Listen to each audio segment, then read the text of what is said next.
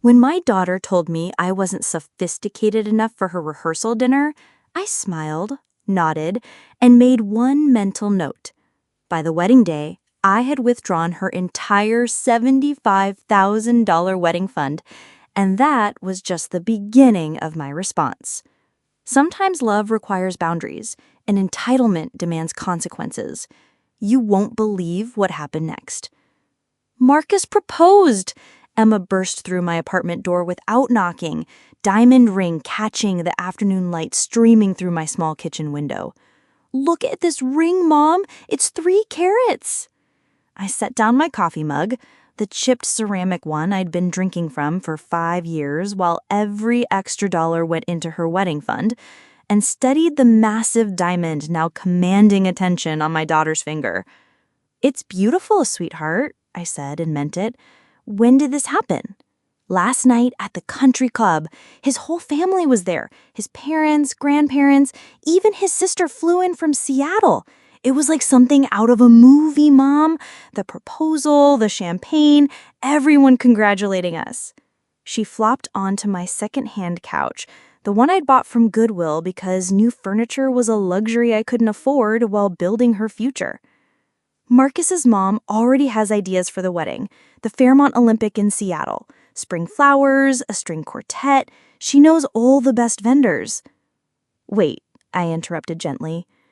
"Emma, we've talked about this. I've been saving for your wedding since you were 10. We have $75,000. That's enough for a beautiful celebration right here in Portland." Emma's expression shifted, like a cloud passing over sunlight. "Mom, Marcus's family has certain expectations. His grandmother started a foundation that's donated millions to charity. His dad owns 3 dealerships. They're not going to understand a budget wedding." The way she said budget made my chest tighten. 15 years of double shifts at Providence Medical Center. 15 years of eating peanut butter sandwiches for lunch while my coworkers ordered takeout. 15 years of driving a 2003 Honda Civic with a broken air conditioner because every extra dollar went into that savings account. $75,000 isn't a budget wedding, Emma. It's more money than I made in my first 2 years as a nurse. "I know, Mom, and I'm grateful. Really. But Marcus's mom thinks we could do something really special for, well, a little more." "How much more?" Emma looked at her hands, twisting the engagement ring around her finger. "Maybe 150, 175? She knows vendors who could work with us on payment plans, and Marcus just got promoted at the firm, so $175,000, more than twice what I sacrificed to save. Emma, I don't have that kind of money." "I know.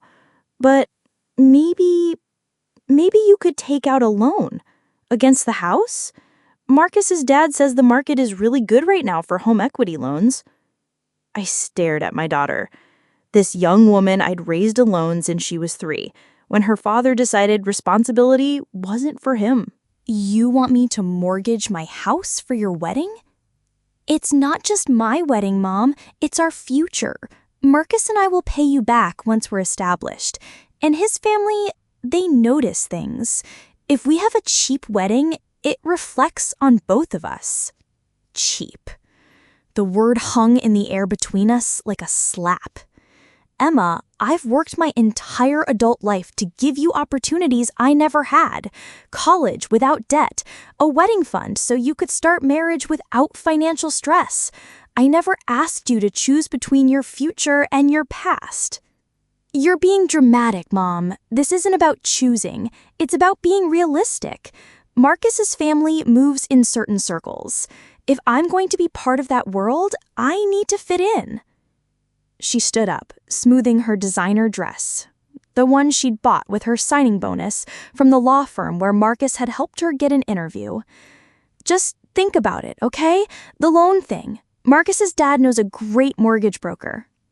After she left, I sat in my quiet apartment, looking around at the life I'd built on a nurse's salary, the mismatched furniture, the outdated appliances, the walls that needed repainting but would have to wait because every home improvement dollar had gone toward Emma's future instead of my present. I walked to my bedroom closet and pulled out the plastic storage container from the top shelf.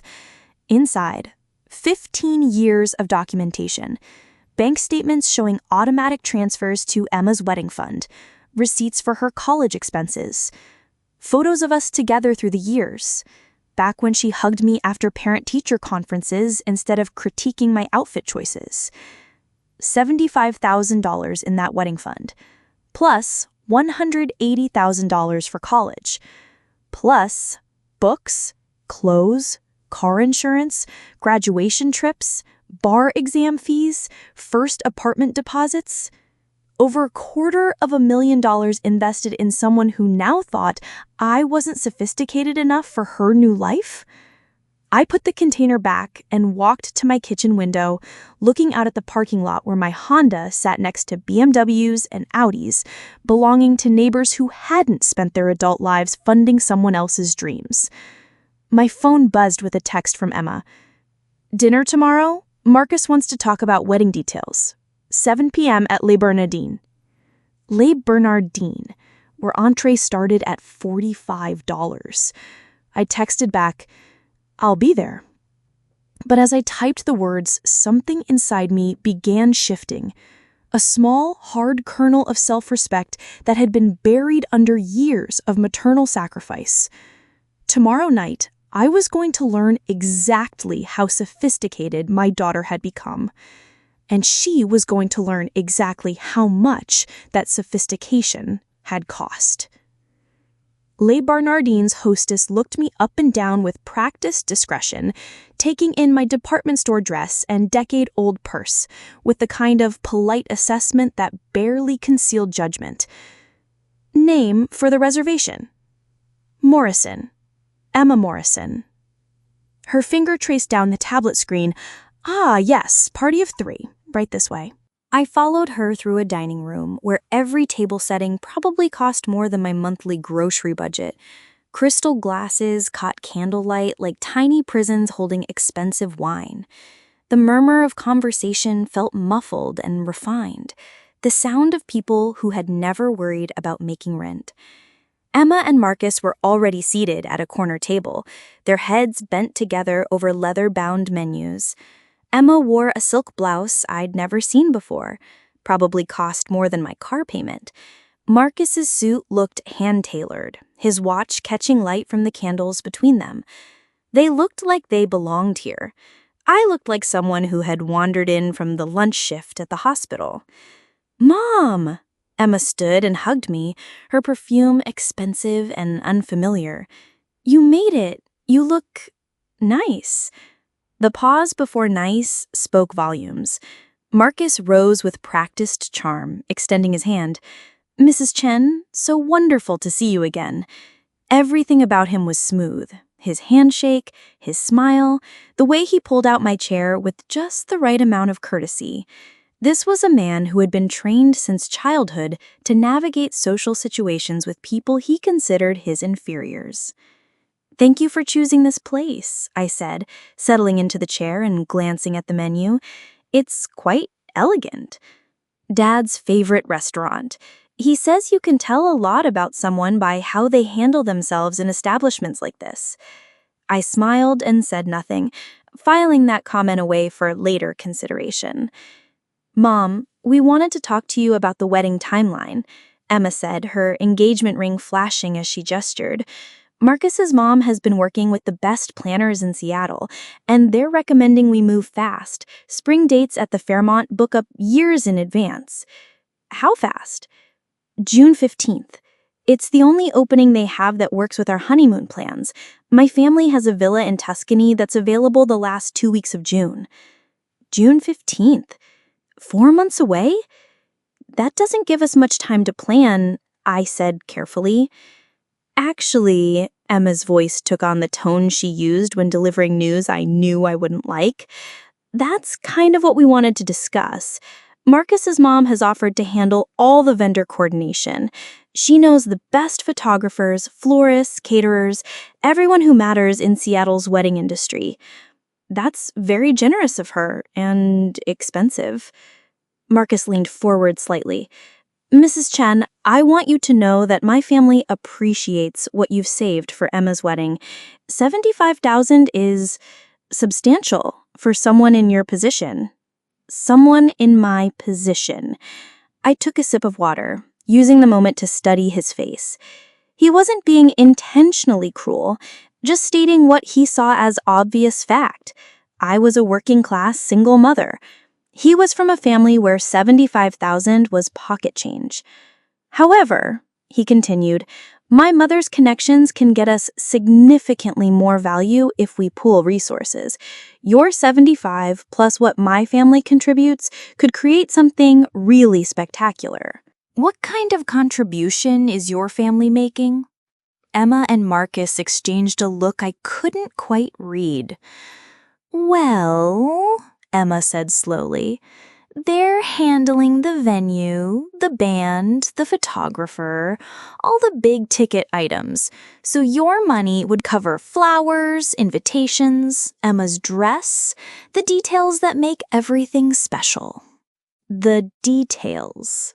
$75,000 for flowers and invitations, while Marcus's family handled the important expenses and took credit for the spectacular wedding. I see, I said. And where exactly does this leave me in the planning process? Another exchanged look. Mom, you'll be involved in everything that matters to you. The dress shopping, obviously. Maybe helping with favors or decorations. What about the rehearsal dinner? The silence stretched just long enough to confirm my suspicions. Marcus cleared his throat. The rehearsal dinner is traditionally hosted by the groom's family. It's just going to be immediate family and wedding party. Very small, very intimate, Emma finished. You'll love the wedding reception, though. That's where we'll really celebrate with everyone. I set down my water glass and looked at my daughter. Really looked at her. When had she learned to speak in euphemisms? When had she started using words like traditionally and intimate to exclude her own mother from family celebrations? Mom, who taught you to talk like this? Like what? Like you're embarrassed by me. Her face flushed. Mom, that's not... I would never. Because right now, it sounds like you're telling me I'm not sophisticated enough for your rehearsal dinner, but I am sophisticated enough to pay for your flowers. Marcus shifted uncomfortably. Mrs. Chen, I think there might be some misunderstanding. No misunderstanding, I said quietly. I understand perfectly. I stood up, reaching for my purse. Mom, wait! Emma grabbed my wrist. You're being oversensitive. This isn't about you. You're right, I said, gently pulling free from her grip. It's not about me. It's about the kind of person you've decided to become. I looked at Marcus, with his practiced charm and expensive watch, and the kind of person you've decided is worth changing for. I left them sitting at that elegant table, probably calculating how they'd explain my departure to the other diners who had witnessed our family drama. The hostess watched me leave with the same polite disinterest she'd shown when I arrived. Outside, the Portland evening was crisp and clear. I walked to my Honda, sat behind the wheel, and allowed myself exactly 5 minutes to feel the full weight of what had just happened. My daughter had chosen status over family, chosen fitting in over authenticity, chosen people who would judge her mother over the woman who had sacrificed everything to give her choices. After 5 minutes, I started the engine and drove home. I had some financial planning to do. The wedding fund statements spread across my kitchen table like autopsy reports, documenting the death of dreams I'd held for 15 years. $75,247.83. Every deposit told a story. $200 for my first month as a new nurse when Emma was 10 and had seen a wedding on TV, sighing about how beautiful it looked. $500 when I got my first raise, back when she used to help me calculate percentages, excited about watching the number grow. $1,000 the month after Emma graduated high school when she hugged me and said she couldn't wait to plan a wedding that would make me proud. Now she was planning a wedding where I wasn't sophisticated enough for the rehearsal dinner. I pulled out my calculator and started running numbers. 15 years of automatic transfers, $400 a month on average, more in recent years as my salary increased, less in the early days when every dollar mattered. But the real cost wasn't just the money. It was the vacations I never took, the clothes I never bought, the social life I never developed because every weekend was spent working extra shifts instead of building friendships, the dating I never pursued because every emotional and financial resource went toward being both mother and father to a daughter who now found me inadequate for her new social circle. My phone rang, pulling me from the mathematics of martyrdom. Emma's name flashed on the screen. I let it ring. Then ring again. On the third call, I answered. "Mom, why did you leave dinner like that? Marcus thinks you hate him." "I don't hate Marcus, Emma.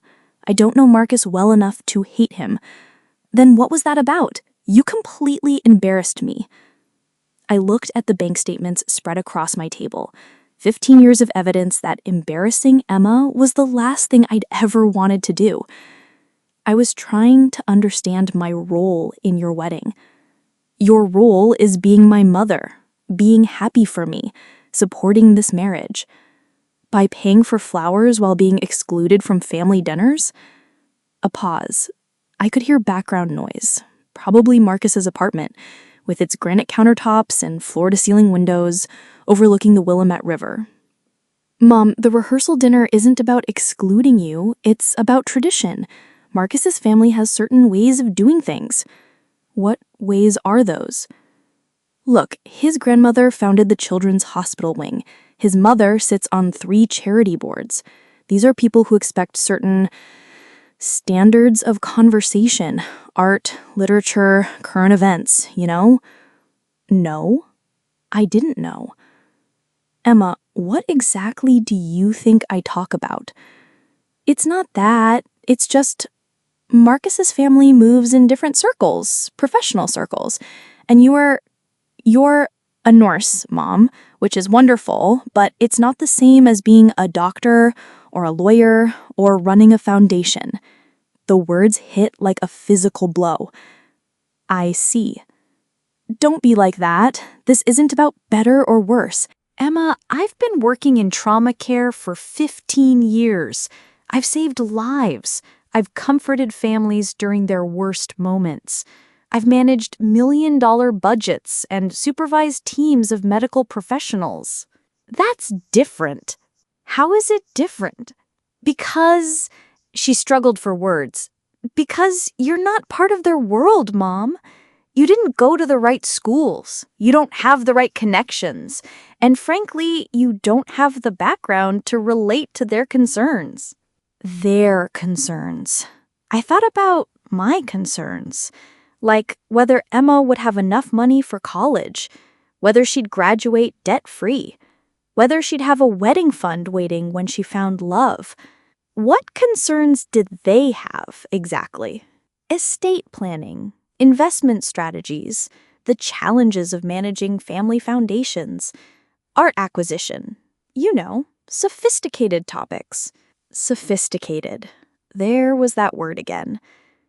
"Emma, you're 25 years old. What do you know about estate planning or art acquisition?" "I'm learning. Marcus's mom has been teaching me. She says I have natural sophistication that just needs the right environment to flourish." "And what kind of environment is that?" "One where I'm not constantly reminded of limitations." The line went quiet. I could hear traffic in the background, the sounds of a city where my daughter was building a new life with people who considered me a limitation. "Mom, are you there?" I'm here. So you understand about the rehearsal dinner. It's just one night. The wedding is what really matters, and you'll be front and center for that. Front and center. Like a proud sponsor who gets recognition but not inclusion. I understand perfectly, I said. Oh, good. I was worried you were taking this personally. Not at all. I'll talk to you soon, sweetheart. I hung up and sat in the sudden quiet of my apartment. Outside, Portland's evening light was fading into dusk. Somewhere across town, Emma was probably telling Marcus how well the conversation had gone, how her mother had been reasonable about knowing her place. I gathered up the bank statements and walked to my bedroom closet, where I kept the important documents. Birth certificates, insurance policies, the deed to my small house, bought with a VA loan after I finished nursing school, back when Emma was 7 and thought I was the smartest person in the world. At the bottom of the file box, I found what I was looking for. The power of attorney papers I'd had Emma sign when she turned 18. Standard paperwork so I could handle her college financial aid applications. Papers that also gave me legal access to the wedding fund account. I sat on my bed, holding those documents, thinking about sophisticated conversations and natural sophistication, and people who thought limitations were something you inherited rather than something you overcame. Tomorrow was Thursday. The bank opened at 9. I had some sophisticated financial planning to do. I'd like to close this account, I told Jennifer, the customer service representative at First National. The wedding fund passbook lay open between us, 15 years of deposits creating a neat chronological record of my priorities. The entire balance? Jennifer asked, glancing at the final number. Every penny. She typed something into her computer, then looked up with professional concern. Mrs. Chen, this is a substantial amount. Are you sure you want to withdraw everything? There might be tax implications. I'm sure. Jennifer's fingers moved across the keyboard. I'll need a valid ID and your account password for a withdrawal this large. I slid my driver's license across the marble counter and recited the password. Emma Dreams 2023. How optimistic I'd been when I set that up. And how would you like the funds? Cashier's check, made out to Sarah Chen. As Jennifer processed the paperwork, I looked around the bank lobby. Marble floors, mahogany fixtures, the kind of elegant environment where Marcus's family probably conducted their sophisticated financial discussions. The same bank where I'd opened that account 16 years ago, when Emma was 9 and asked why people had weddings. Because, I'd told her, when you love someone enough to promise them forever, you want to celebrate that promise with everyone who matters to you. Everyone who matters. Mrs. Chen? Jennifer's voice pulled me back to the present. Your cashier's check. I looked at the piece of paper that represented 15 years of sacrifice, $75,247.83. Every double shift, every skipped meal, every night I stayed home instead of building a social life because Emma's future mattered more than my present. Is there anything else I can help you with today? Actually, yes. I'd like to open a new savings account. Jennifer brightened with the enthusiasm of someone earning commission. Excellent. What type of account interests you? High-yield savings. For travel. Travel? How exciting! Planning anything special? I thought about Emma's wedding venue, the Fairmont Olympic in Seattle, the sophisticated guests who would gather to celebrate love between two people whose families could afford to show their affection through imported flowers and string quartets. Yes, I said, something very special. When I left the bank, the cashier's check in my purse felt like a weight had been lifted rather than added. 15 years of financial anxiety, gone. 15 years of calculating every purchase against Emma's future needs, over. For the first time since Emma was 10 years old, every dollar in my bank account belonged completely to me. I drove to Pioneer Courthouse Square and sat on a bench watching Portland's downtown bustle around me. Business people hurrying to meetings, tourists consulting maps, couples holding hands as they window shopped. Normal people living normal lives, where their money bought their own dreams instead of funding someone else's transformation into a person who considered them inadequate. My phone buzzed. Emma's text read, "Dinner at Marcus's parents' house Sunday. Can you bring your famous apple pie? His mom wants to try your home cooking." Home cooking. In quotes, like it was quaint folk art instead of food made with love. I typed back, "I'll bring something special." Then I opened a new browser window on my phone and searched for luxury European river cruises, April departure. If Emma wanted sophistication, I was about to show her what sophisticated independence looked like. The travel agent's office was tucked between a wine bar and an art gallery on Northwest 23rd, the kind of neighborhood where people spent Emma's monthly salary on weekend shopping. "Mrs. Chen, perfect timing. I just received confirmation on the Rhine Valley cruise package we discussed." Margaret spread glossy brochures across her desk like playing cards in a high-stakes game. 15 days, Amsterdam to Basel. 5-star accommodations, wine tastings in Bordeaux, private art tours in Vienna, all meals included, plus shore excursions. I studied the photos of elegant dining rooms and sun-drenched balconies where people my age raised champagne glasses to European sunsets. The cost? $12,500 for the premium balcony suite, plus airfare, travel insurance, and incidentals, probably $15,000 total. $15,000. 20% of Emma's wedding fund, for 2 weeks of luxury I'd never allowed myself to imagine. And the departure date? April 18th, perfect spring weather. The tulips will be blooming in Holland, and the vineyards in Germany will be absolutely spectacular. April 18th, exactly 8 weeks before Emma's wedding. I'll take it. Margaret's eyebrows rose slightly. "Wonderful! Let me get the paperwork started. This will be such an incredible experience for you and—" She paused, glancing at her computer screen. "Will anyone be joining you on this trip?" "No," I said, feeling lighter with each word. "This one is just for me." As Margaret processed the booking, I calculated the remaining balance. $75,000 minus $15,000 for the cruise. $60,000 left. Enough for a down payment on a better house, or a new car, or graduate school, or all the home improvements I'd been postponing for 15 years. Enough for a life that belonged entirely to me. "Mrs. Chen, I'll need a deposit to hold the reservation." I pulled out the cashier's check and endorsed it with a flourish. "Take it all," I said. "I'm feeling sophisticated."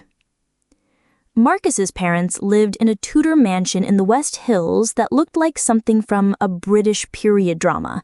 Manicured gardens, circular driveway, the kind of house that whispered old money and established taste. I parked my Honda between a Tesla and a Range Rover, noting how my car looked like a lost delivery vehicle in the parade of luxury. Perfect. Emma met me at the front door, her smile tight with anxiety. "Mom, you look nice." There was that word again. I'd chosen my outfit carefully, my best dress, navy blue, appropriate but unremarkable. Minimal jewelry, the kind of understated presentation that wouldn't give anyone ammunition for criticism. "Thank you, sweetheart. You look beautiful." And she did, glowing with happiness and anticipation, her engagement ring catching the afternoon light as she gestured me inside.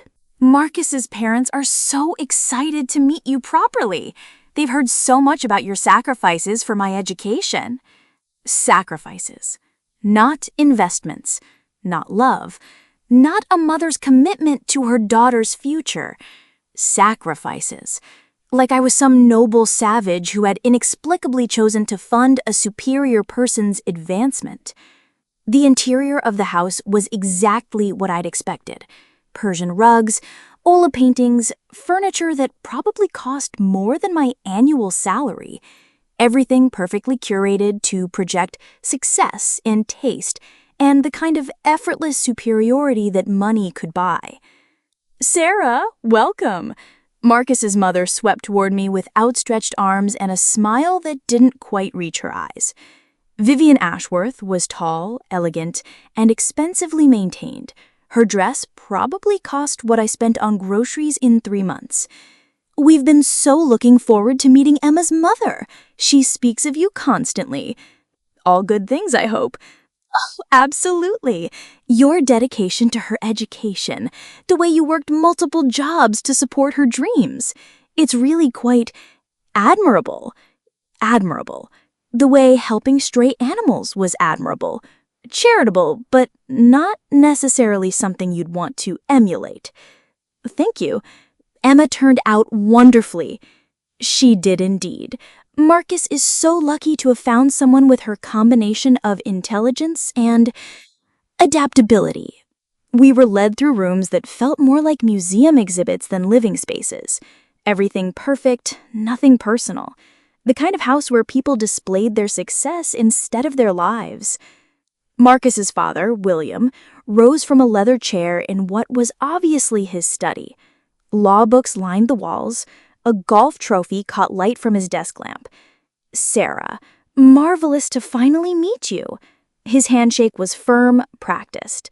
The kind of greeting that assessed and cataloged in seconds. "Emma tells us you're a nurse at Providence." "Trauma ICU," I clarified. "How challenging that must be. All those long hours, difficult situations. I imagine it requires a certain resilience." Resilience. Another charitable word for the gritty determination that kept working-class people functional in jobs that required them to clean up other people's messes. Dinner was served in a dining room that could have hosted a state dinner. Crystal chandelier, china that probably had a pedigree, silverware that weighed more than my entire flatware set. I was seated between Emma and Marcus's aunt, a thin woman named Clarissa, who managed art acquisitions for local museums. "Emma tells us you've been saving for this wedding since she was quite young," Clarissa said as the first course arrived. "How wonderfully dedicated of you." It was important to me that she start marriage without financial stress. "Of course, though I imagine 75,000 goes much further in different types of venues." Different types. Translation, cheaper venues, for people with different standards. "Actually," Vivian interjected from across the table, "we've been discussing how to make Sarah's contribution really shine. The flowers alone for a Fairmont wedding run about 60,000. With Sarah's fund, we could do something truly spectacular." $60,000 for flowers. I thought about the roses I'd grown in my small garden, the ones Emma used to help me tend when she was 12, back when she thought homegrown flowers were magical. "That sounds lovely," I said. "And the photographs will be stunning," added William. "Marcus's cousin is a society photographer. She's documented weddings for senators, tech executives, the kind of portfolio that really matters." The kind that really matters. As opposed to the wedding photos in my apartment, where Emma and I smiled together at graduations, birthdays, quiet celebrations of achievements that had seemed important before she learned there were more sophisticated ways to measure success. "Sarah," Vivian continued, "we're also thinking the honeymoon could be enhanced. Our villa in Tuscany is lovely, but with a little additional funding, they could extend the trip, maybe add Paris or Vienna." Additional funding. More of my money to finance experiences I'd never been invited to share. That sounds expensive. Well, yes, but think of it as an investment in their future happiness. And really, what else would you spend it on? The question hung in the air with casual brutality. What else would I spend it on? Maybe the life I'd been postponing for 15 years while building someone else's future? I'm sure we'll figure something out, I said. Emma leaned toward me, her voice warm with affection for the first time all evening. Thanks, Mom. I knew you'd understand. I smiled and squeezed her hand. I understand more than you know, sweetheart. After dinner, Emma walked me to my car while Marcus's family retreated to the study for brandy and what Vivian called sophisticated conversation about the wedding details. They like you, Emma said, though her tone suggested this was somehow surprising. Do they? Mom, I know tonight felt a little formal, but they're good people. They just have high standards. For their son's wife? For everyone in their circle. But they're already talking about how to include you in planning. Vivian thinks you could help coordinate the transportation from Portland. Make sure your side of the family gets to the venue on time. My side of the family. Like we were opposing teams instead of people who loved the same woman. That's very thoughtful of her. And Marcus's Aunt Clarissa mentioned your apple pie was delicious. She said it had a rustic charm that would be perfect for the brunch after the wedding. Rustic charm, the kind of quaint authenticity that made sophisticated people feel generous for appreciating it. I'm glad she enjoyed it. Emma hugged me goodbye, her expensive perfume mixing with the scent of roses from Vivian's garden, the ones that probably cost more to maintain than I spent on groceries. I love you, Mom, even if we come from different worlds now. Different worlds. I drove home through Portland's quiet streets, thinking about worlds and sophistication and the distance my daughter had traveled from the little girl who used to climb into my bed during thunderstorms. At home, I opened my laptop and navigated to my bank's website. The wedding fund account showed a zero balance. In my checking account, $75,247.83. More money than I'd ever had available for my own dreams. I opened a new browser window and started planning exactly how sophisticated my own life was about to become. Emma had taught me something valuable tonight. Sometimes the best investment you can make is in your own happiness. The text arrived while I was packing for my cruise, 2 weeks before Emma's wedding. Mom, we need to talk. The wedding fund account shows zero. Please call me immediately. I folded another silk blouse into my new suitcase, the expensive one I'd bought for my European adventure, and considered whether to respond. My phone buzzed again. Mom, the florist says the deposit bounced. What's going on? Then, Marcus's mom is asking questions. You're scaring me. I finished packing, zipped the suitcase, and called Emma back. Hi, sweetheart. Mom, what happened to the wedding fund? The bank says the account is closed. I withdrew the money. Silence.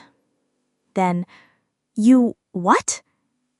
I closed the account and withdrew my money, all $75,000.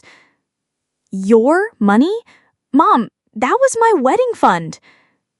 I sat down on my bed, looking at the cruise documents spread across my nightstand. 15 days of luxury I'd never imagined possible. Emma, whose name was on the account?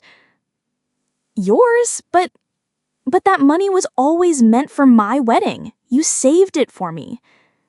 I saved it for your wedding when you were someone who valued my presence at family celebrations, before you decided I wasn't sophisticated enough for your new life. This is about the rehearsal dinner? Mom, I explained that. It's just tradition. No, Emma, it's about respect. And you've made it clear that respect is something I have to earn from your new family, while you get access to my money without question. I could hear her crying, the kind of panic sobbing that comes when carefully laid plans suddenly collapse. Mom, please, the wedding is in 2 weeks. Everything is booked, the deposits are paid. If we can't pay the vendors... then you'll have to figure something out. Marcus's family has money, connections, sophisticated solutions. I'm sure they'll handle it. They've already contributed everything they planned to, the venue, the photographer, the band, with the understanding that I'd pay for flowers, catering, and all the other details with my $75,000.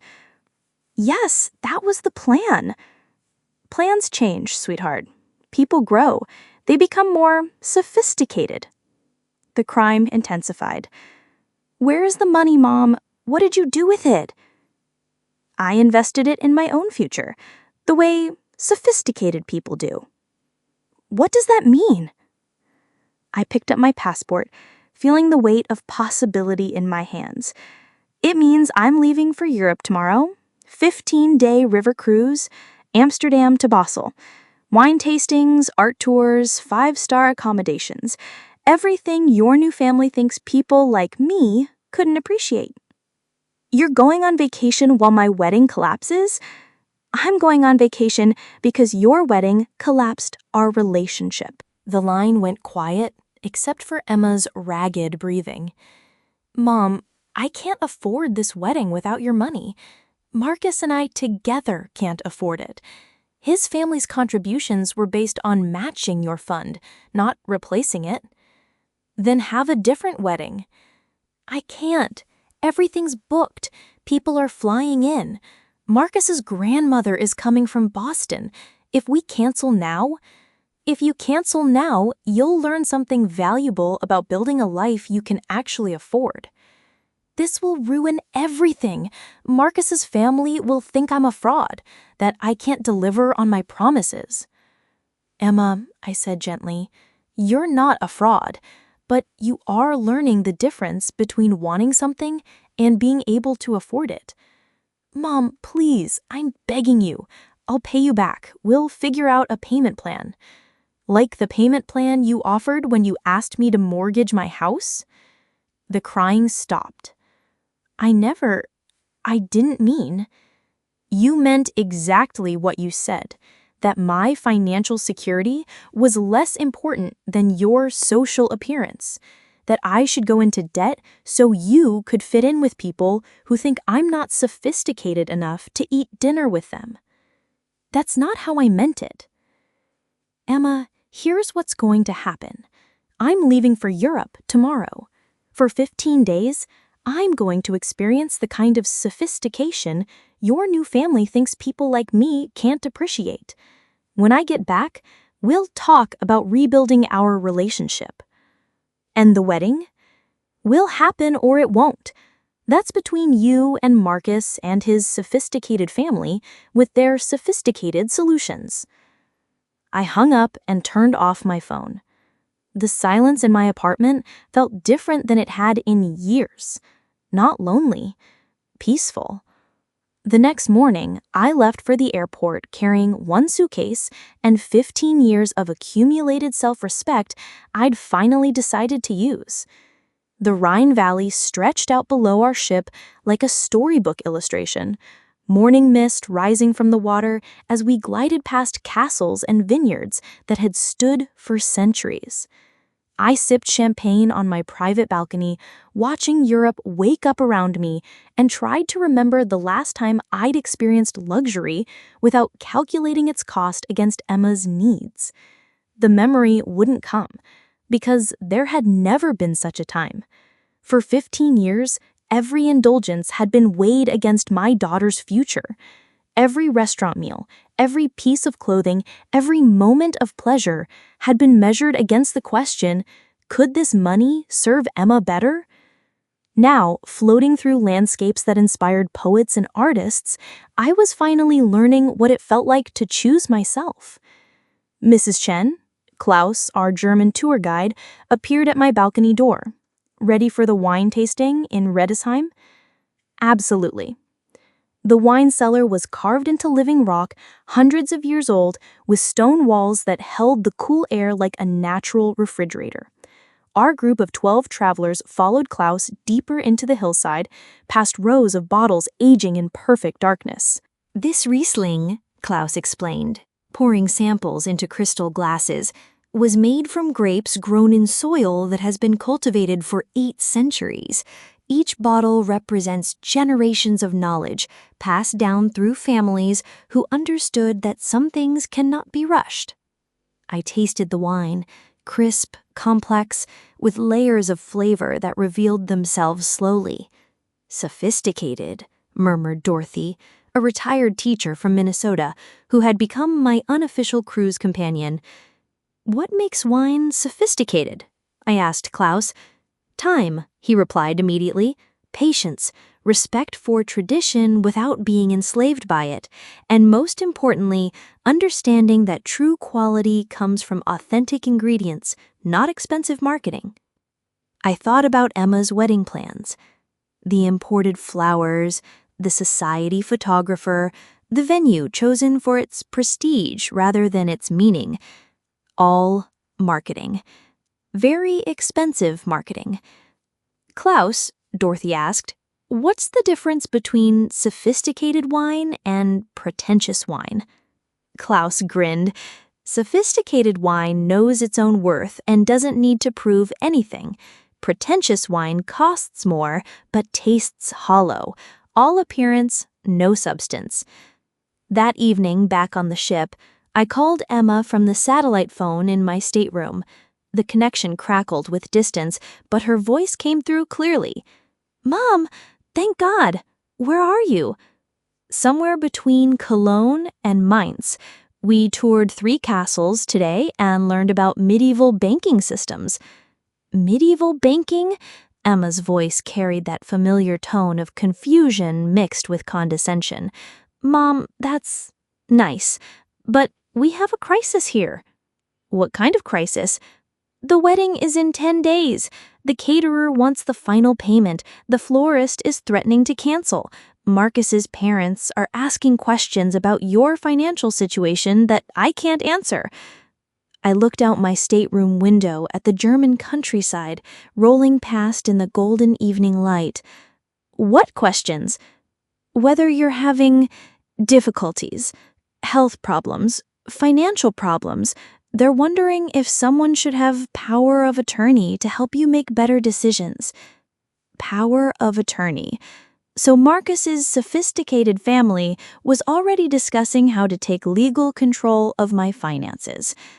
Emma, I'm drinking wine that costs more per bottle than you used to spend on textbooks. I'm staying in a suite that overlooks the Rhine. Tomorrow I'm taking a private tour of the Louvre's medieval collection. I'm not having difficulties. I'm having revelations. What's that supposed to mean? It means I'm learning what my money can buy when I spend it on someone who appreciates my presence. Mom, you're scaring me. This doesn't sound like you. You're right. The woman you knew spent 15 years living like a monk so you could have every opportunity. This is the woman who decided she deserves some opportunities too. The connection crackled with static and silence. The wedding, Mom. What about my wedding? Will happen or it won't. That's not my decision anymore. But the money is being spent on someone who values my presence at her own celebrations. I hung up and walked to the ship's observation deck where other passengers stood quietly watching the sunset paint the Rhine in shades of gold and amber. Dorothy joined me at the railing. Difficult conversation? My daughter is learning that actions have consequences. Ah, Dorothy nodded knowingly. The wedding fund withdrawal?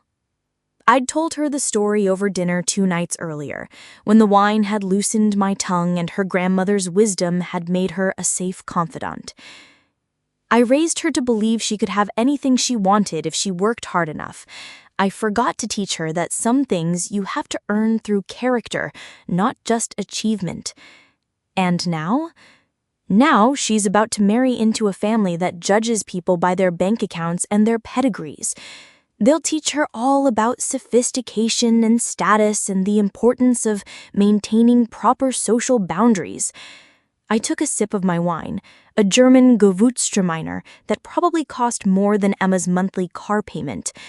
But they'll never teach her what I should have taught her 15 years ago, which is that love doesn't require you to change who you are.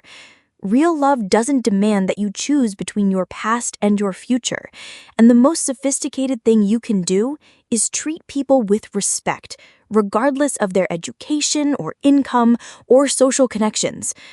Dorothy smiled. Sounds like she's about to get an expensive education in the difference. My phone buzzed with another text from Emma. I didn't check it. Instead, I watched the German countryside roll past and planned what I'd do with the remaining $60,000. Maybe graduate school, maybe a house with a garden, maybe a dozen more trips to places Emma's new family thought people like me couldn't appreciate. The possibilities felt endless, and for the first time in 15 years, they all belonged entirely to me. I returned from Europe on June 12th. 3 days before Emma's wedding. My apartment felt smaller than I remembered, but brighter somehow. Sunlight streamed through windows I'd forgotten to appreciate while I was busy working overtime to fund someone else's dreams. The tan from 15 days of European sunshine made me look healthier than I'd felt in years. The confidence from 2 weeks of proving I could navigate foreign countries, expensive restaurants, and sophisticated conversations made me feel like a different person entirely. The person I might have been if I'd spent 15 years investing in myself instead of someone who now found me inadequate. My phone had collected 47 messages while I was gone. Emma, Marcus, Vivian, even William, whose baritone voice carried the kind of barely controlled panic that comes when sophisticated plans meet unsophisticated reality. I listened to them in chronological order, like tracking the stages of grief. Denial. Mom, there must be some mistake. Please call the bank and fix whatever happened. Anger. This is completely irresponsible. You're destroying your daughter's wedding out of spite. Bargaining. We can work something out. Maybe you could loan us the money. We'll pay interest. Depression. Please, Mom. I don't understand what I did wrong. I just want to marry the man I love. The final message had arrived yesterday morning while I was touring the Palace of Versailles. Emma's voice hollow with defeat. The wedding is off. We can't afford it without your fund. Marcus's parents are furious. They think our family misrepresented our financial situation. I hope you're happy. I wasn't happy, but I wasn't devastated either. I was something I'd never been before. Free. At 3 p.m., someone knocked on my door. Emma stood in my hallway, wearing jeans and a Portland State sweatshirt, looking more like the daughter I remembered than the sophisticated woman she'd been trying to become. Her eyes were red from crying, her hair pulled back in a messy ponytail that reminded me of her college days. Mom. Hi, sweetheart, come in. She followed me to the kitchen where I made tea the way I used to when she was stressed about exams or heartbreak or the normal complications of growing up. You look, she started, then stopped, studying my face. You look different. European spas will do that. You really went? You really spent my wedding money on a vacation? I spent my money on my life. Emma sat down heavily at my kitchen table, the same table where we'd planned her college applications, celebrated her law school acceptance, dreamed about her future wedding back when she still wanted me to be part of it. The wedding is canceled, she said quietly. I heard.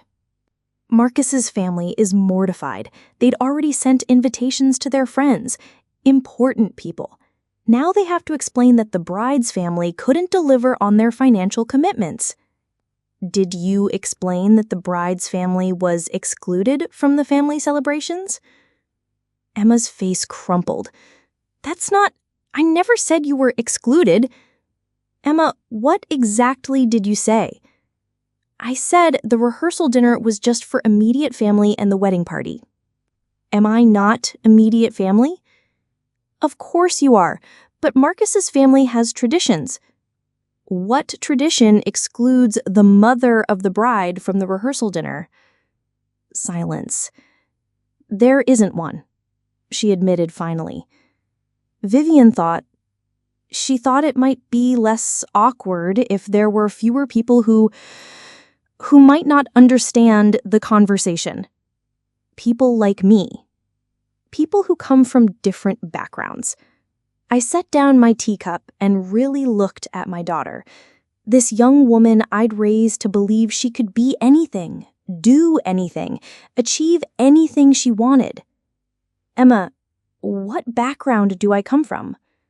What do you mean? Tell me about my background, my education, my accomplishments, the life I built while raising you. She shifted uncomfortably. Mom, you're a nurse. You work hard. You sacrificed for me. I have a bachelor's degree in nursing and a master's in healthcare administration. I've managed ICU units with $100 million budgets. I've published research papers on trauma care protocols. I've spoken at medical conferences in 5 states. Emma stared at me like she was seeing a stranger. I've saved lives, supervised medical teams, and built a career that requires constant learning and adaptation. I speak medical Spanish fluently and basic Mandarin. I've traveled to 4 countries, now 5, and I can discuss art, wine, literature, and current events with anyone who's interested in actual conversation, rather than social positioning. You didn't know because you stopped seeing me as a person and started seeing me as a service provider, someone whose job was to fund your dreams while staying invisible enough not to embarrass you. Emma's tears started fresh. That's not true. Emma, when's the last time you asked about my life, my interests, my dreams? When's the last time you treated me like someone whose opinions and experiences mattered? The silence stretched long enough to become an answer. You turned me into a walking ATM with inconvenient emotions. And when I finally stopped dispensing money on demand, you discovered you'd never bothered to build an actual relationship with me. I love you, Mom. I love you too. But love isn't the same as respect. And respect isn't something you inherit, it's something you demonstrate. Emma wiped her eyes with the back of her hand. What happens now? Now, you figure out what kind of life you want to build, with people who value you for who you are, not who you can pretend to be. And Marcus? If Marcus loves you, he'll marry you in a courthouse or a park or your apartment. If he loves your potential social status more than he loves you, then you'll learn something valuable about the man you were planning to marry. Emma nodded slowly, like someone waking up from a long dream. The money? Is it really gone? 60,000 of it is in my savings account. 15,000 bought me the most educational 2 weeks of my life. Hope flickered in her eyes. Could you loan it to us for a smaller wedding? I stood up and walked to my kitchen window, looking out at the afternoon light slanting across Portland's east side, the neighborhood where I'd raised a daughter who once thought I was the smartest person in the world. Emma, I'll make you a deal. What kind of deal? Plan a wedding you can afford. In Portland, with vendors you choose based on quality, not status. Invite people who love you both, not people you want to impress. Create a celebration that reflects who you actually are, not who you think you should become. And then, I'll contribute exactly what I would have contributed if you'd never met Marcus's family. $5,000 for flowers, photography, or whatever makes you happy. Money given freely, without conditions or power plays or social manipulations. Emma's face brightened. That could work. We could have a beautiful wedding for $5,000, especially if Marcus's family. No, I interrupted. This is between you and me. Marcus's family made their position clear. They're sophisticated people with sophisticated standards. Let them plan their own sophisticated response to your financial crisis. But Mom... Emma, you have a choice. You can have a wedding that celebrates your love with people who actually care about your happiness. Or you can have a social performance designed to impress people who will judge you for the rest of your marriage. But you can't have both. And you definitely can't have either one by sacrificing other people's security for your social ambitions. Emma squeezed my hands. What if I choose wrong? Then you'll learn from the consequences and make better choices next time. That's how people grow. She sat quietly for a long moment, staring at our joined hands. Marcus's family's going to hate this. Will Marcus hate it? I don't know. We never talked about what would happen if we couldn't afford the wedding they expected. Then maybe it's time to have that conversation. Emma stood up, looking suddenly older than her 25 years. Can I ask you something, Mom? Of course. How long have you been planning this? The withdrawal, the trip, all of it? I thought about the moment she'd asked me to mortgage my house, the moment she'd used the word limitations to describe my presence in her new life.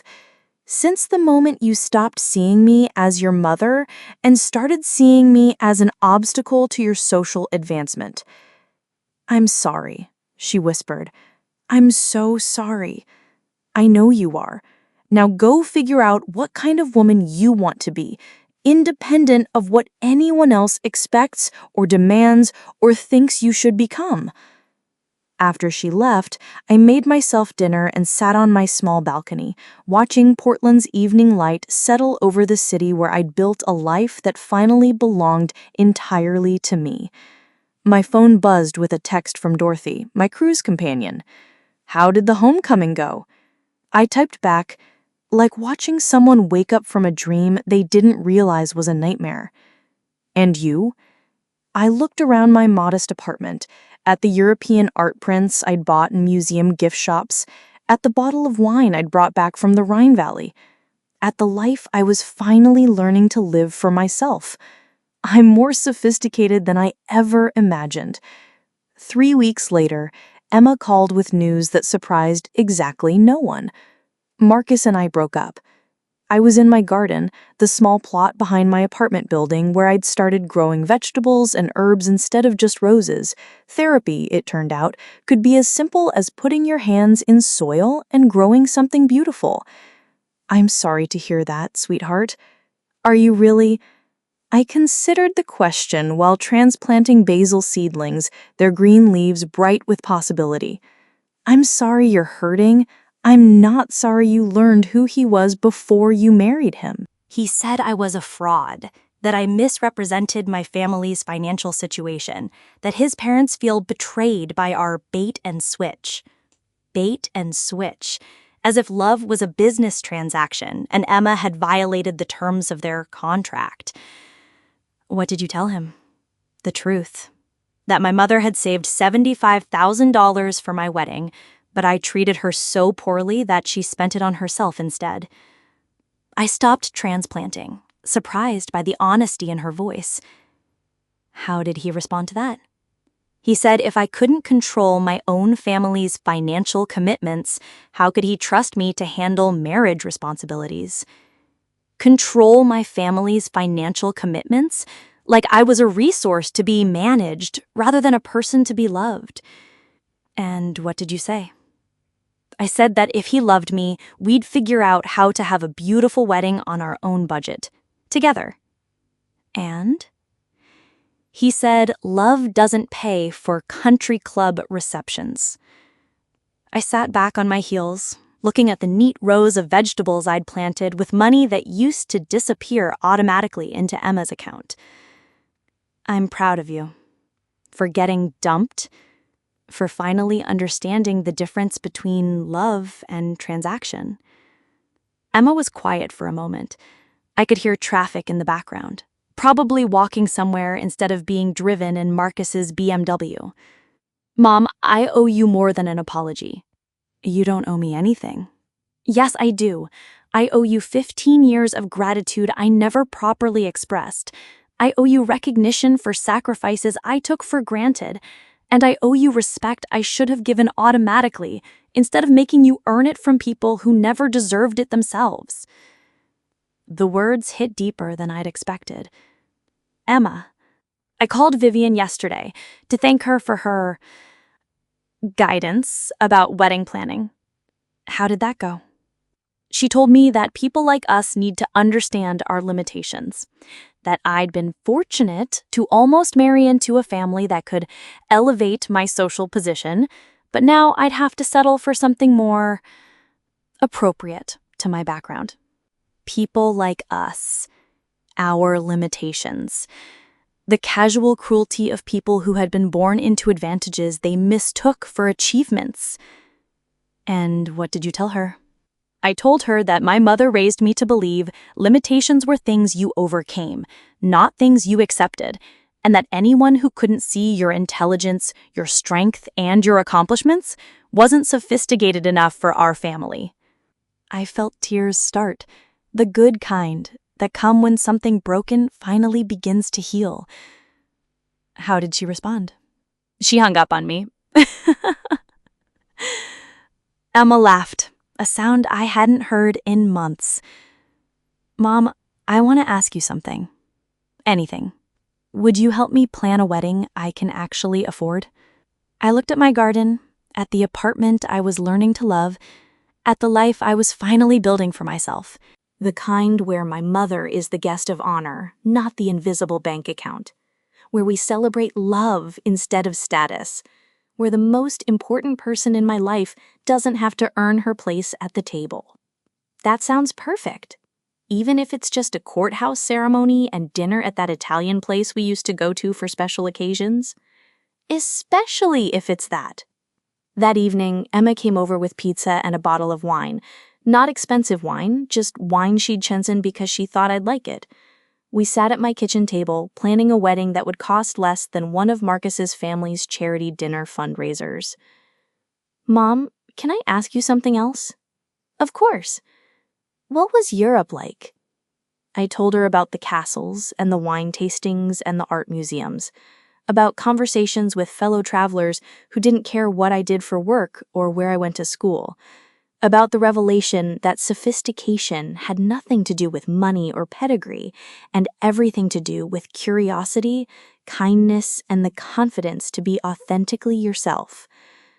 I want to see those places someday, Emma said quietly. You will, when you're ready to appreciate them for the right reasons. What are the right reasons? I thought about the Rhine Valley at sunset, about wine that tasted like centuries of tradition, about the simple pleasure of experiencing beauty without having to justify your presence.